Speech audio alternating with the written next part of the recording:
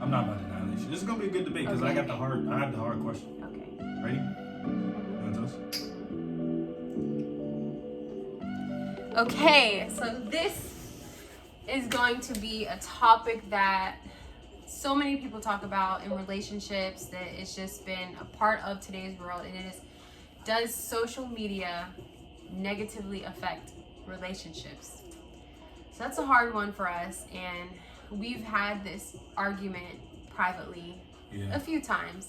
So I'm arguing that social media does affect relationships and that it does negatively affect it. And he's going to argue that social media doesn't have an impact on relationships. Okay, so you gather my thoughts.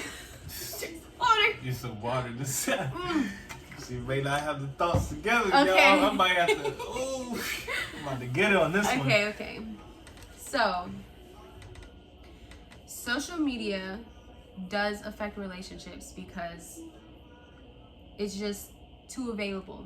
You have unlimited access to bitches, niggas, whatever. You have unlimited access to cheat. And it's just like, it's so much temptation at the disposal of your hand. Like it's right there.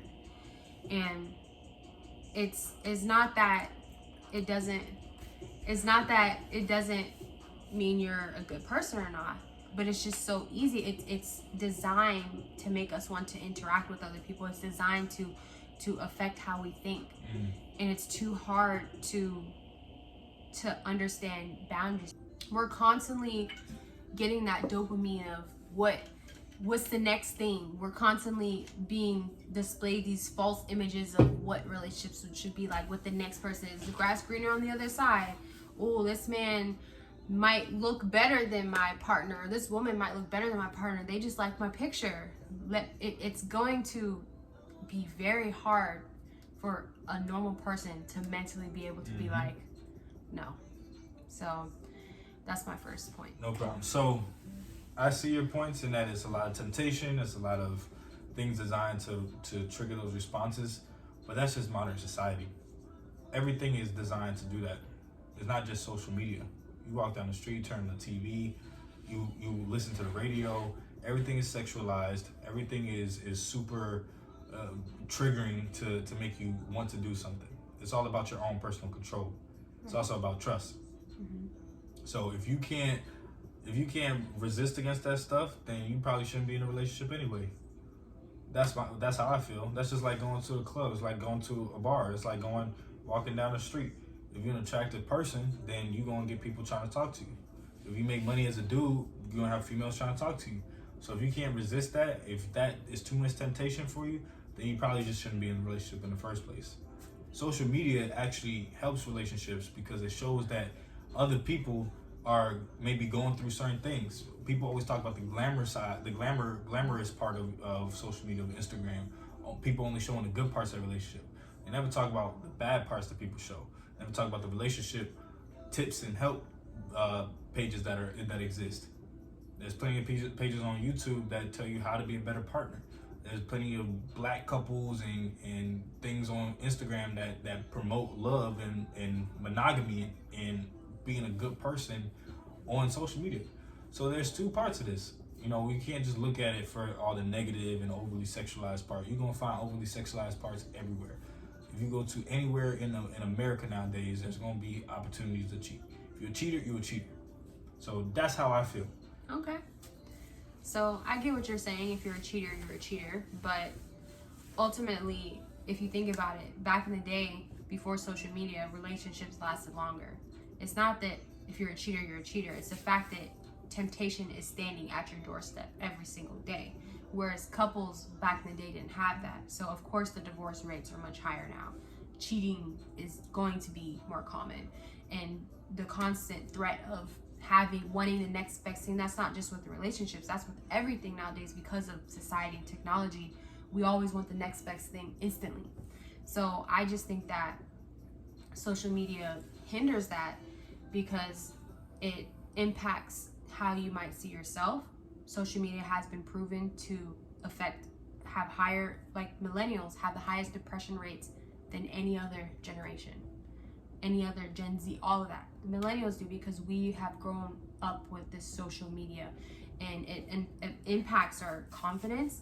So yes, there are good videos of course, YouTube, how to be that, but that's not what these social media networks are pushing towards us. Majority of those things are the glamorous, because guess what? That's what gets more likes.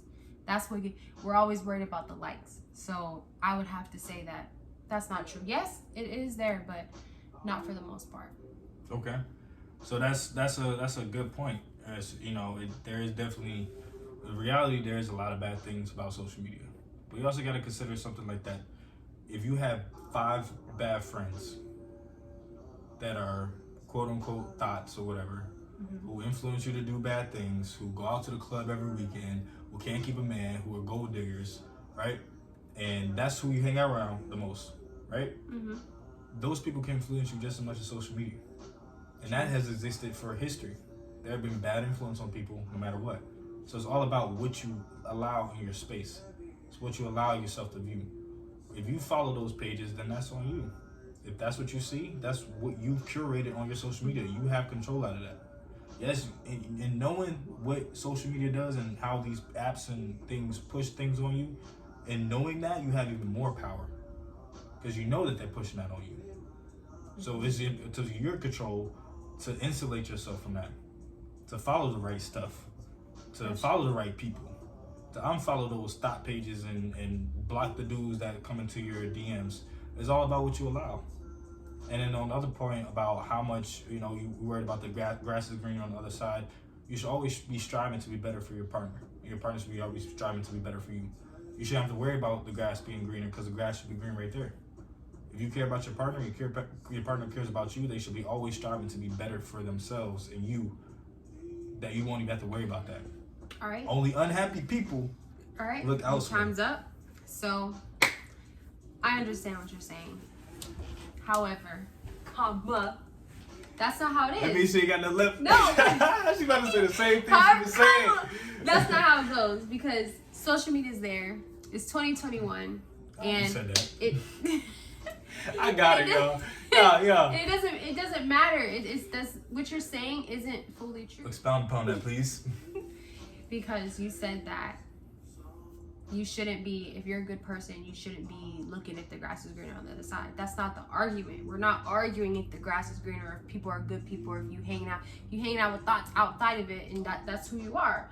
We're arguing, is social media have an impact in what I said in my first claim about the depression rates, the relationship, all of the statistics and everything that draws back to social media. It has shown that it negatively impacts not just relationships, not just romantic relationships, but it impacts our relationships with ourselves, friendships, and also romantic. So I would have to stand my ground on this. So, okay, that's fine. I get what you're saying, that you just don't agree with it, but we know that. But what I'm saying is that when you have something like social media, anytime you have a great technological shift, before social media, it was cell phones. Right. Before cell phones, what it could have been telephones. Before telephones, it could have been telegrams, right? You keep going back. Every time there's a new technological shift, there's always an argument that this is impacting X, Y, Z. But really it boils down to is the individual and how you perceive something. Social media has not yet, not that I know of, actually controlled anybody's actions. Right. Instagram has never taken somebody's hand and slapped somebody. Not that I know of, unless maybe a statistic that can show that. But that's what I heard. So in saying that, social media may have an influence. It may be, a certain thing. You may have aspects of social media that may be detrimental to relationships. Right. But ultimately, it is up to the individual to take the information that they're receiving and respond and react. So it's not the social media that's having an impact. It's the people not being strong enough to resist, not being strong enough, having the right values in the first place, to where social media won't have an impact. All right. So anything can be that. You can blame cars on that. Cars make it too easy for me to go drive to another hoe's house. You think we should drive? Oh, haircuts. Haircuts make you look too good for another bitch. So you can't have no haircuts. Anything you can say can have a negative impact, but it's all about your character and it's about your individuality of who you are, not whatever XYZ you want to blame it on. I think social media is a scapegoat for people being overall less mentally strong, less happy for their own reasons, because they're looking outwards, not because of social media, but because they're not happy within. Happiness comes from here.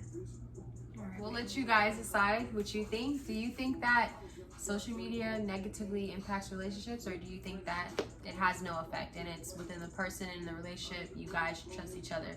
So let us know in the comments what you think, and let us know if you think I won that debate, or if you think he won that debate. And don't forget to follow us on social media.